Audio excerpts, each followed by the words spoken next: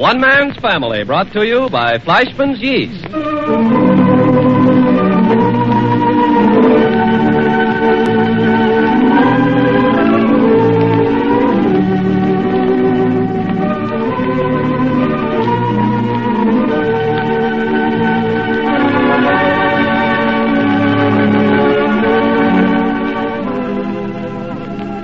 One Man's Family is dedicated to the mothers and fathers of the younger generation and to their bewildering offspring.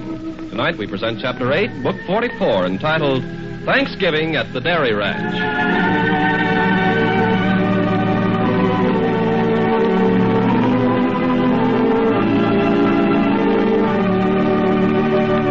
And now, before we join the Barbers, there's something I promised the Fleischmann people I'd do for them. And that's to say thank you for those millions of more cakes of Fleischmann's fresh yeast you've been buying. Why, all over the country, people seem to be swinging to Fleischmann's yeast for extra vitamins. Well, no wonder, Ken. Don't tests indicate that when people need extra vitamins, many of them can expect benefits from Fleischmann's yeast in just one short week? Well, that's right, Ted. You see, friends, Fleischmann's fresh yeast not only contains the entire natural vitamin B complex, it's the only yeast of any kind that contains added amounts of vitamins A and D. So when you mix it with tomato juice, which contains vitamin C, to make a refreshing vitamin cocktail, you've got every vitamin known to be needed in human nutrition. And say, if you ladies sometimes bake at home, here's something else you'll be glad to know. All of the vitamins in Fleischmann's yeast go right into whatever you bake with no great loss in the oven. So whether it's for baking or for extra vitamins, do as millions of others are now doing and ask for Fleischmann's fresh yeast with the yellow label. Today is that certain day.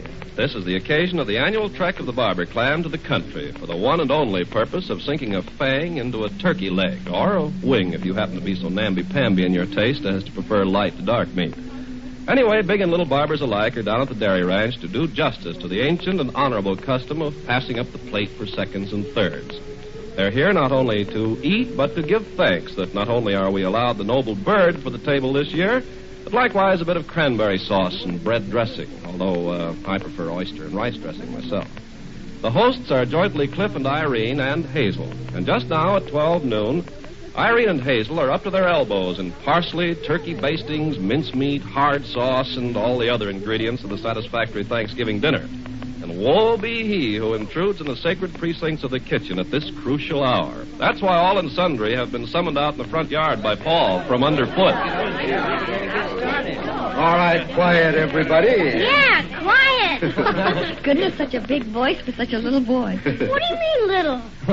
Cut to the quick. Now, if I may have your attention, please. Are we all here? Why, sure. Anybody who isn't here, speak up. You're such a dope, Jack. Does that keep you from being nuts about me? Makes me nuttier than ever. Oh, for goodness sakes, are we just going to stand around and listen to Jack and Betty? Yeah, let's do something. First, we've got to have the roll call. Well, that's the first on the list, isn't it, Paul? Well, if we're all present... No, we always have a roll call. Yeah, sure we do, Uncle Paul. Well, if you insist. Quiet for roll call. We'll start at the top of the list. Henry Barber, sire of the clan and noblest barber of them all. Thank you, Paul. Thank you. Think nothing of it. Fanny Barber, our mother and the power behind the throne. Mom's with the little children up in the nursery. Doesn't she want to go for a walk? She said not. Paul Barber, here. And mighty glad of it. And that goes for us, too. I should say so.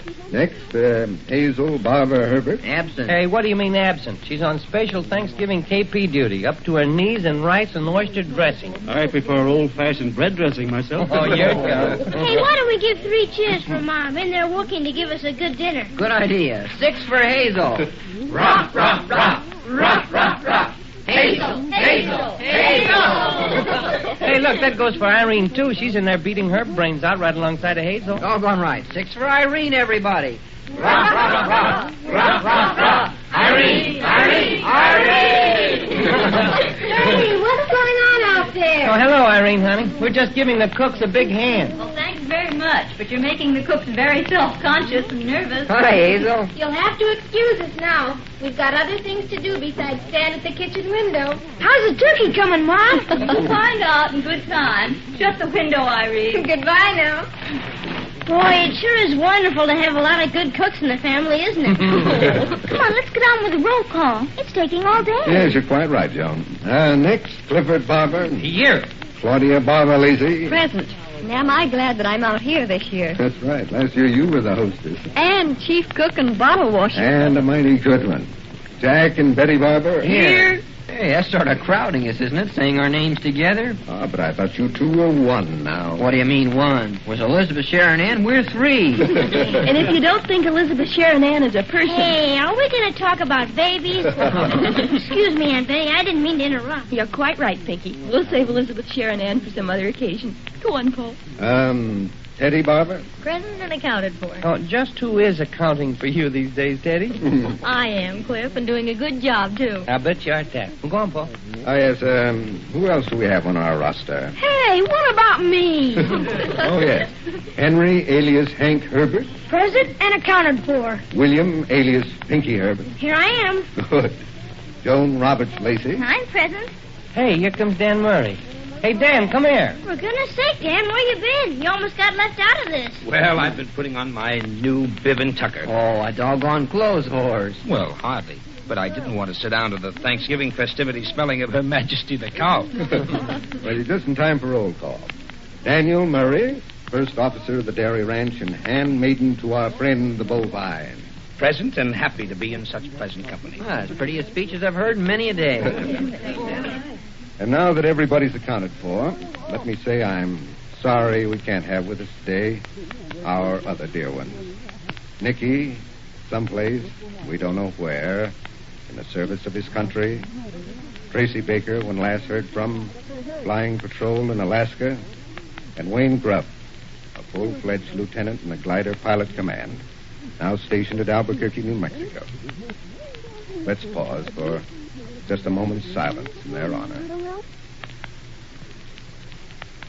Thank you, Paul.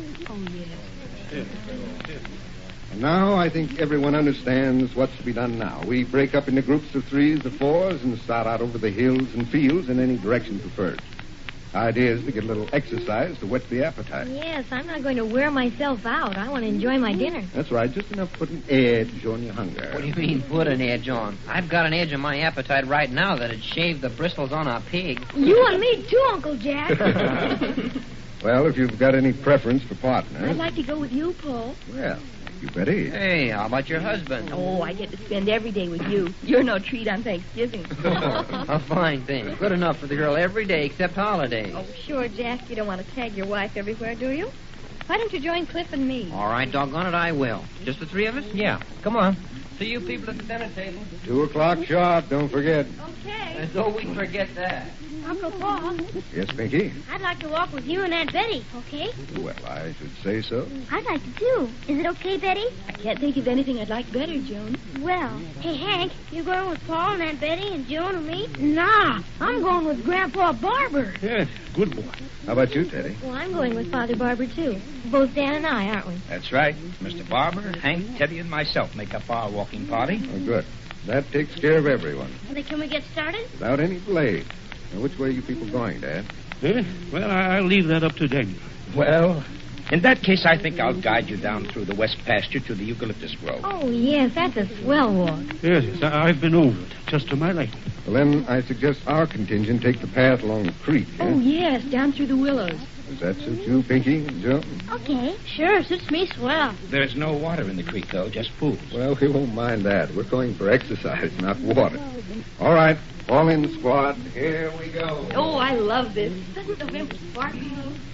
Yippee! Come on, dude, I'll race you that old stump. Okay, but you gotta give me a head start. All right, now try to take Oh, great thing, youngsters. Yes. Aren't we gonna get started? Impatient, Hank? I sure am. Well, come along. We'll head out across the pasture. There are no cows in the pasture, I take it? Nary a cow, Mr. Barber. Yes, I'll hold you to that. If we should happen to see a cow, we'll protect you from it, Father Barber. That's very generous of you, Teddy. Aw, I don't think Grandfather's really afraid of cows. He's just saying that. Yeah?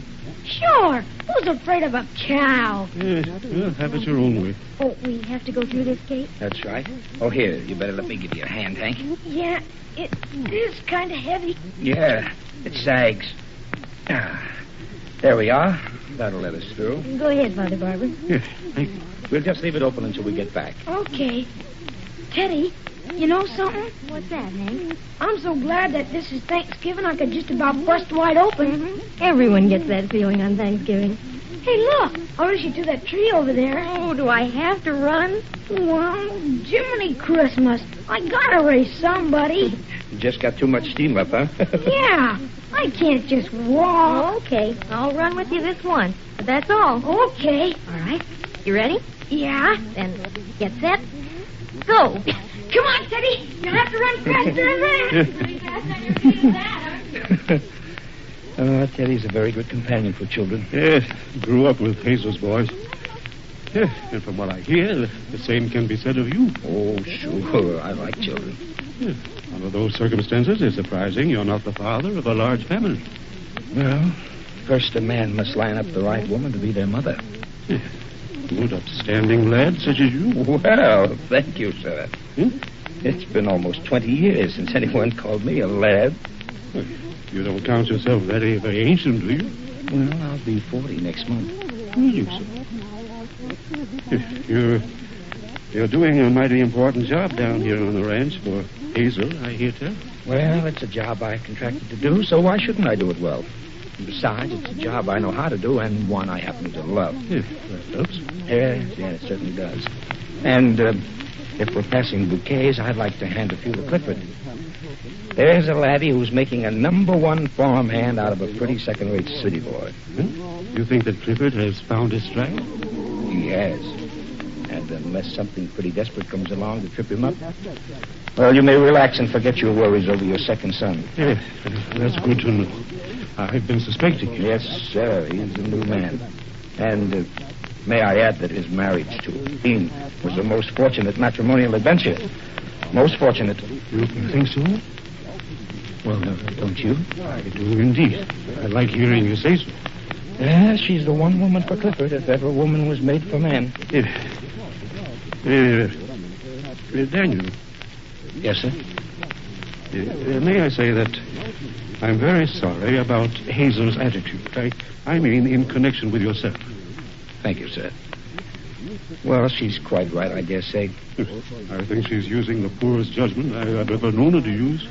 A woman's heart is its own judge.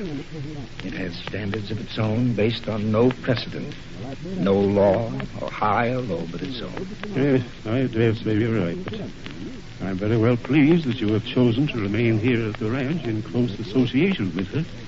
If you mean perhaps sometime in the future. I mean exactly. Oh, I don't know, sir, but I'd bet against it. Yeah. Are you just being philosophical, or have you lost interest? Lost interest? I guess you don't know Daniel Murray. Yeah, good boy. Just bide your time. I think that... Hey, there. Grandfather, we found a pheasant's nest. At this time of year? Oh, it's an old nest, but it has 2 eggs in it. It didn't hatch, eh? Teddy's got them. Oh, here she is. Look, 2 pheasant eggs. They didn't hatch out of last spring's setting. Well, say, now, that's very unusual. Wild birds very seldom have unfertile eggs. Can I hold them, Teddy? Oh, sure, you may have them. You mean it? Sure. Here. Oh, boy, that's keen. Who's that over there by the willows? Where, Father Barber? Oh, that's Paul and Betty's gang. Yeah. They apparently decided to take the path on this side of the creek. It's liable to be a little damp down there. Yes, I don't imagine the sun gets down in here much this time of year. Uh-huh. But now the leaves are coming off, there ought to be more sun. Joan, be careful about stepping off the path. What, Paul? I was just walking in the dead leaves. Yes, but the leaves cover rocks and chuck holes. Sure. Step in one of them and see where you'd be. Oh, where? Flat on your face with a twisted ankle. And then how would you enjoy Thanksgiving dinner? Okay.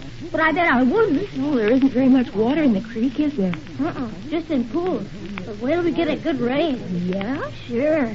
Just one big rain, and then you should see the water come steaming down. Aren't we going to cross back over? Well, let's wait until we get to the bridge, eh? Yeah, it's just up ahead. I like it down here. The way the path twists back and forth across the creek under the willows. Oh, look, he's sitting on this log. A toad. Oh, must be a dwarf. He's so little. Oh, that's no toad. Sure, it's a toad. Look at him blink his eyes. Oh, he's cute. He is neither a toad, is he, Uncle Paul? Yeah, I think he is, Pinky. A tree toad. I wonder if he remembers when he was a tadpole. Sure.